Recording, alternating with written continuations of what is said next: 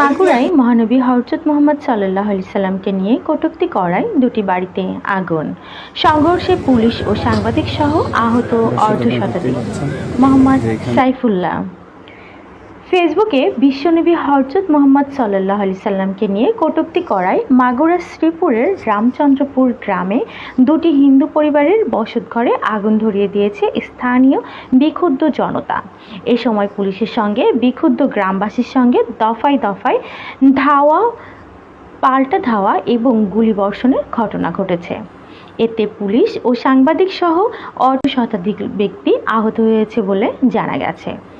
এলাকাবাসী জানায়, শ্রীপুর উপজেলার কোদলা গ্রামের রবীন্দ্রনাথ মণ্ডলের ছেলে জয়ন্ত কুমার মণ্ডল শনিবার সকালে নিজের ব্যবহৃত ফেসবুক অ্যাকাউন্ট থেকে তার এক বন্ধুর ওয়ালে বিশ্বনবী হযরত মুহাম্মদ সাল্লাল্লাহু আলাইহি সাল্লামকে নিয়ে কটূক্তি করে একটি কমেন্ট পোস্ট করে। এই ঘটনার পর 19 মে রবিবার সকাল 10:30টার দিকে ওই গ্রামের কয়েকজন যুবক জয়ন্ত মণ্ডলকে বাড়ি থেকে ধরে মারধর করে আটকে রাখে।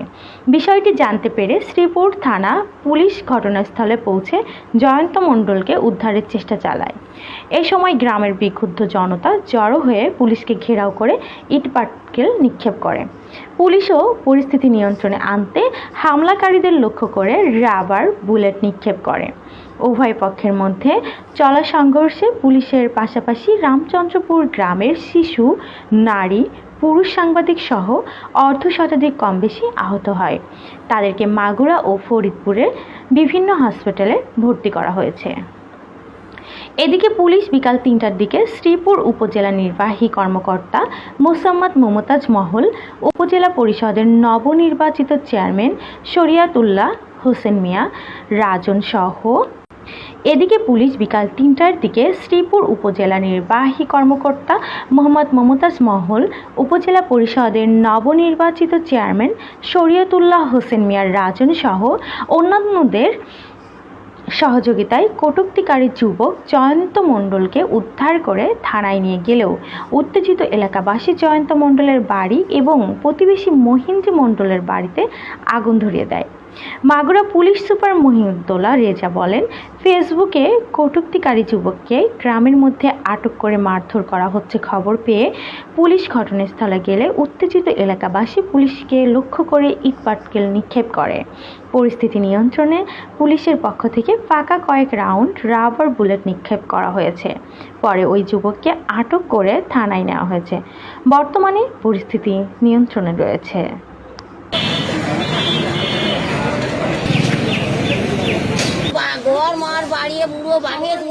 কারা করছে ওই দিকটা কারা ওই দিকটা স্কুলের মানুষ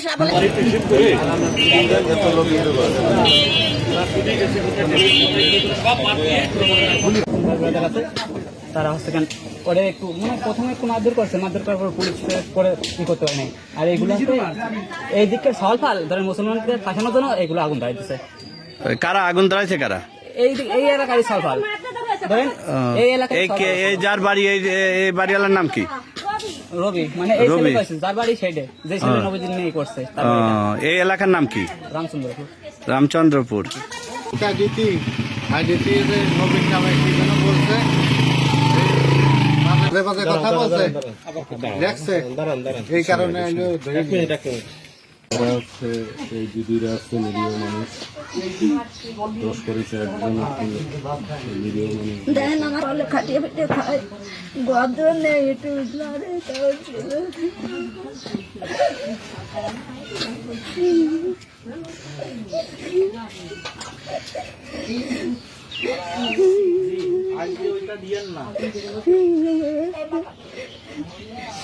জনগণের উদ্যোগ তো আর পুলিশ না, জনগণ ঘরে ঘেরাও করে রাখছে প্রায় 3 ঘন্টার উপরে।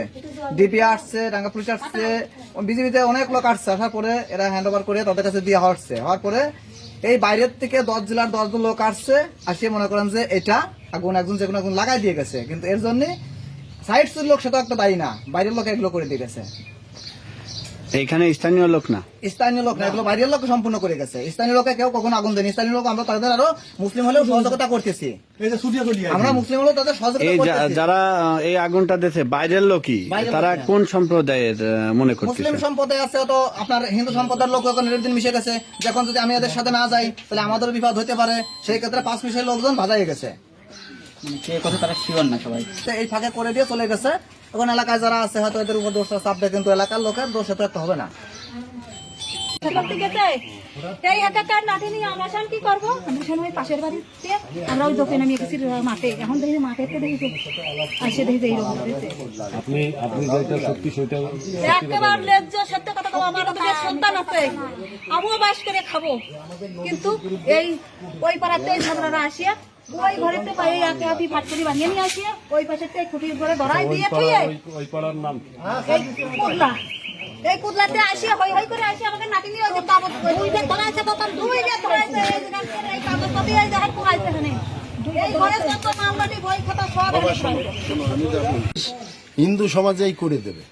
আমি মনে করি যে এদেশের মুসলমানরা মেনে নেবে যে হিন্দু সমাজে যে সালিশটা করবে এটাই মেনে নেবে। এর আগে আমাদের ওই যে কি বাজার যে ওই পারে সমাধিনগর, ঠিক এই দুর্ঘটনা ঘটছিল।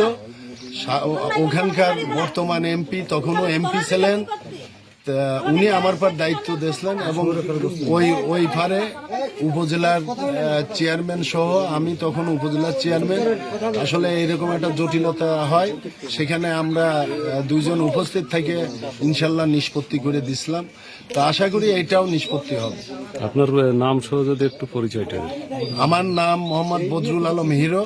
আমি আগে এই ইউনিয়নের 3বার চেয়ারম্যান ছিলাম, আর গতবারের আগের বার বর্তমান সাবেক উপজেলার চেয়ারম্যান। তারা কিছু হয় না। আপনার হিন্দু সমাজ, আমরা হিন্দু আর তারা মুসলমান। যে নেটে ছাড়িছে তার বাড়ি কোনটা? সেই বাড়ি ওই বাড়িতে। আচ্ছা, ওই বাড়ি আর আপনার হলো প্রতিবেশী? হ্যাঁ হ্যাঁ, আমরা হলো প্রতিবেশী। তাহলে তার ওই ঘরটা দিত আর আমাকে ঘরটা দিত। আমরা তো জড়িত না, তাহলে আমাকে ওই ছেলেটার নাম কি? ওই ছেলেটার নাম জয়ন্ত। তারা কই? তার মা বাপ কই? তার মা বাপ বাড়ি না, ফোনে গেছে তারা, তার ছেলের ফোনে গেছে, তাও ক্ষতি করতেছে। কিন্তু আমরা তো এর ভিতরে জড়িত নাই, আমাদের করে। সেটা কই? আমরা তো কোনো দোষ করিনি। সেটা না, দোষ করেছে যে সব কি করে। হ্যাঁ?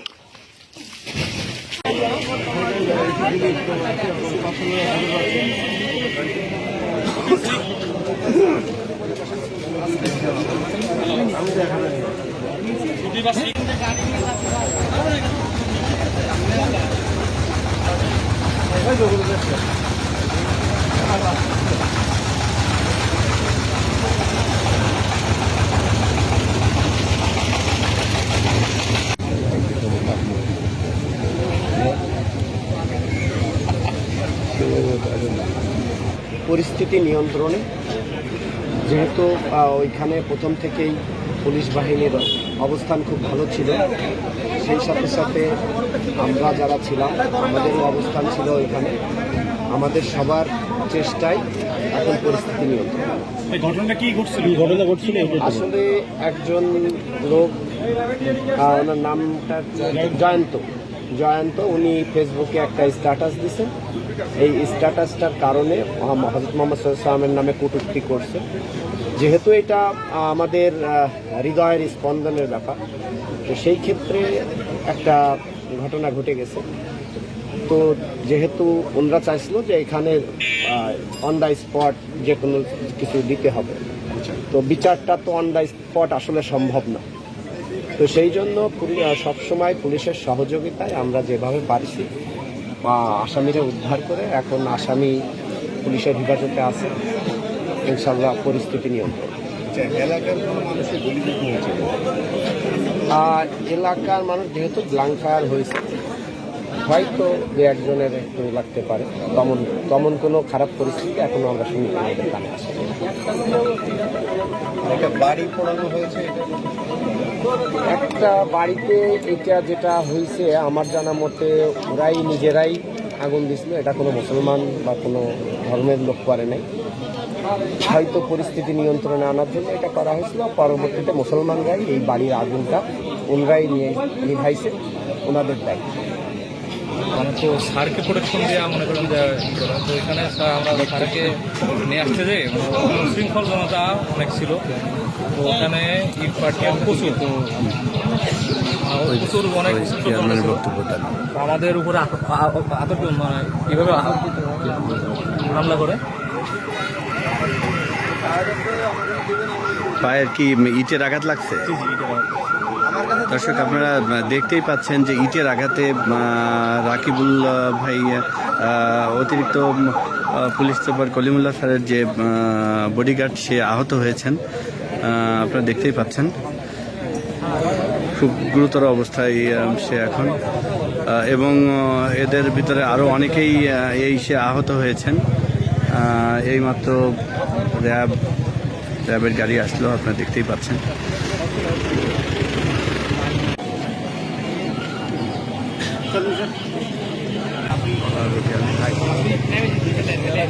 এগুলো না খাওয়াই